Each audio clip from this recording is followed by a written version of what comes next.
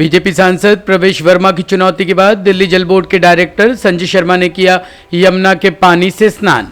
छठ पूजा के मौके पर राजधानी दिल्ली के आईटीओ में श्रद्धालुओं का जमावड़ा दिखाई दिया। छठ पूजा के तीसरे दिन श्रद्धालु डूबते सूर्य को अर्घ्य देने के लिए यमुना के किनारे बने कृत्रिम घाट पर इकट्ठा हुए। दिल्ली में छठ पर्व मनाने वालों को यमुना नदी में खड़े होकर अर्घ्य देने पर पाबंदी है, इसलिए सूर्य को अर्घ्य देने के लिए अलग से कृत्रिम घाट की व्यवस्था की गई है ताकि यमुना को दूषित होने से बचाया जा सके। इस साल दिल्ली में रहने वाले कृत्रिम घाट पर ही छठ पूजा कर पाएंगे। छठ पूजा के लिए यहां करीब 1.5 से 2 लाख लोगों के आने की उम्मीद है। दिल्ली में छठ पूजा के लिए इस बार कुल 1140 घाट बनाए गए हैं, जिनमें से 1078 घाट आर्टिफिशियल है। एनजीटी का आदेश है कि यमुना नदी में किसी प्रकार की पूजन सामग्री या विसर्जन नहीं किया जाएगा। छठ घाट का जायजा आज खुद दिल्ली के डिप्टी सीएम मनीष सिसोदिया ने लिया और कहा कि छठ पर्व के लिए हम तैयार है। भैया के आशीर्वाद से पूरी तैयारी बहुत अच्छे से हो गई है। आज शाम को इन इलाकों में पैर रखने की जगह नहीं मिलेगी, हर जगह लाखों लोग आएंगे। यमुना किनारे कई लाख लोग आते हैं और उनके अलावा पूरी दिल्ली में जो इस तरह के घाट हैं, अलग अलग पार्कों में बने हुए हैं, वहाँ बहुत लोग आते हैं, बहुत बड़ी संख्या में लोग आते हैं और बहुत श्रद्धा के साथ में छठ मनाते हैं। तो सरकार पूरी तरह से तैयार है और आप देख भी रहे हैं कि कितना खूबसूरत माहौल, एकदम त्योहार का माहौल बनाया गया है, जिससे यहाँ आने वाले लोगों को अच्छा लगे, एक अच्छा फील हो कि सरकार उनके लिए एक अच्छी तैयारी कर रही है। क्या तैयारियां क्या की गई हैं, अगर उसके बारे में थोड़ा सा? नहीं, पूरी दिल्ली में करीब 1100 इस तरह के घाट हैं, यमुना के घाटों सहित, और हर जगह जैसा मैंने कहा लाखों लोग आएंगे।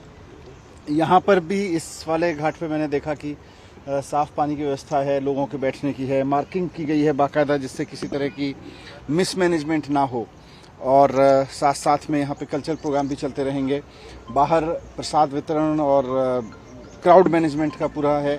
यहाँ पे इन्होंने वॉर रूम, कंट्रोल रूम वगैरह बनाए हुए हैं, एक आदमी को लगा के सिक्योरिटी के लिए, लोगों के लिए पूरे इंतजाम किए जा रहे हैं।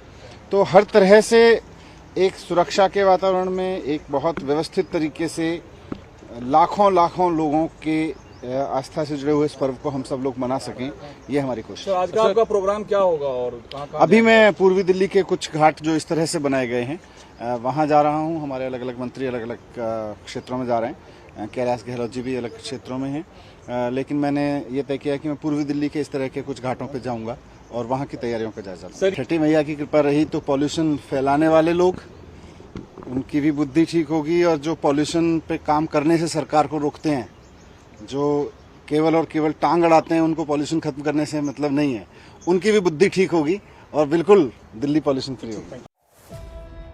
महाराष्ट्र के अमरावती में 2 मंजिला इमारत गिरी, 5 लोगों की मौत। महाराष्ट्र के अमरावती से बड़ी खबर सामने आ रही है। यहां के प्रभात चौक इलाके में 2 मंजिला इमारत के ढहने की खबर मिली है। इमारत के मलबे के नीचे दबकर 5 लोगों की मौत हो गई है। यह घटना दोपहर करीब 1:30 बजे की है। इमारत के ढहने की खबर पाते ही नगर प्रशासन की रेस्क्यू टीम मौके पर पहुंच गई। इमारत के मलबे के नीचे दबकर 5 लोगों की मौत हो गई, जिनमें से 2 की लाशें बाहर निकाल ली गई है। मिली जानकारी के अनुसार हादसे का शिकार हुई इमारत प्रभात टॉकीज के पास स्थित है, जिसमें दुकान चलती थी। हादसे की सूचना मिलने के बाद प्रशासन द्वारा रेस्क्यू ऑपरेशन शुरू किया गया है। बताया जा रहा है कि जब इमारत ढही तो दुकान में कई लोग मौजूद थे। इमारत ढहने के कारणों का अभी तक पता नहीं चला है। पुलिस ने इलाके को सील कर दिया है ताकि बचाव कार्य तेजी से किया जा सके। घटनास्थल पर एम्बुलेंस और फायर ब्रिगेड की कई गाड़ियां मौजूद है।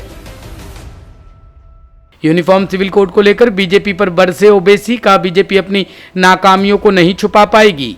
एक तरफ जहां गुजरात सरकार ने यूनिफॉर्म सिविल कोड के लिए कमेटी गठन को मंजूरी दे दी है, तो वहीं एआईएमआईएम के प्रमुख असदुद्दीन ओवैसी ने इस मामले पर बीजेपी सरकार पर निशाना साधा है। ओवैसी ने शनिवार को 2 दिवसीय गुजरात दौरे पर पहुंचे। उन्होंने पहले दिन बीजेपी सरकार को यूनिफॉर्म सिविल कोड लागू करने के लिए कमेटी गठन के फैसले पर घेरा। उन्होंने कहा कि जब भी चुनाव होते हैं बीजेपी ऐसे मुद्दों को हवा देती है। बीजेपी अपनी नाकामियों को गुजरात में इस तरह के फैसले से नहीं छुपा पाएगी।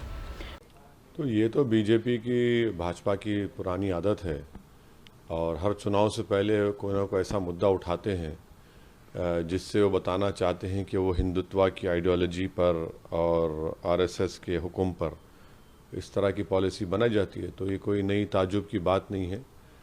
असल मुद्दों से गुजरात की जनता की तवज्जो हटाने के लिए, अपनी नाकामी को छुपाने के लिए, जो उन्होंने कोविड में लोगों को लाचार और यतीम बनाकर बेसहारा बनाकर छोड़ दिया, जिससे कई लोगों की मौत हुई, ऑक्सीजन नहीं मिला, महंगाई आसमानों को छू रही है, बेरोज़गारी युवाओं का मुकद्दर बन चुका है, जनता की तनख्वाहें कम हो रही हैं, तो मिस गवर्नेंस है गुजरात में। तो बीजेपी की ये कोशिश है, तो ये नई बात नहीं है, मगर बीजेपी अपनी नाकामियों को इस तरह के फैसलों से नहीं छुपा पाएगी।